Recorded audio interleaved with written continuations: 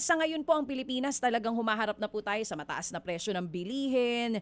Yung interest rates po natin, hindi rin po yan bumababa. Tapos sinasabi din po sa ibang mga balita, ang bagal din daw po ng government spending. At yung mga investors, ito yung pinakamahalaga, yung mga investors ngayon, patuloy pa rin po ang pagbaba ng kumpiyansa sa atin pong gobyerno. Sa kasalukuyan po ba, kamusta po ba talaga ang lagay ng ekonomiya natin with all of the flood control issues at ngayon na meron pang nakahain na impeachment complaint ang Pangulong Marcos Jr.?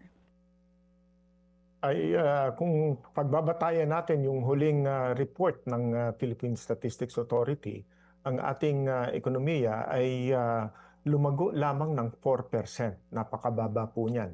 Ang tinatarget po natin ay mahigit sa 5%. In fact, ang presidente sa kanya pong mga State of the Nation address, ang pangako ng ating presidente ay palalaguin ang ating ekonomiya mula sa 6.5% and even 8%. Pero sa ngayon po, malabong-malabo po na makakamit natin ang pangakong yan sa loob ng 3 taon na ito na lumilipas na. Para lang po mas maintindihan ng mga kapatid natin, gaano po ba ka-sensitive ito pong ekonomiya natin sa political instability ng bansa? Malaki po ba talaga yung epekto nitong nangyayari ngayon na corruption issues kung bakit 4% lang yung paglago ng ekonomiya natin? Malaki po yan. Unang-una, makikita na rin natin dun sa huling GDP report.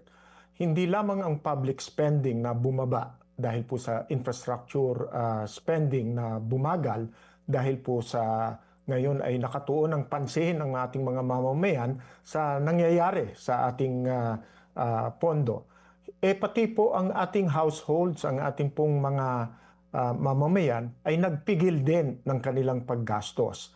Maaari po nating sabihin na ang mga households ay nagpigil dahil palagay ko nag-aalala sila na kung ano pa ang mangyayari na mga kaguluhan o kaya po ay paggalaw ng ating ekonomiya.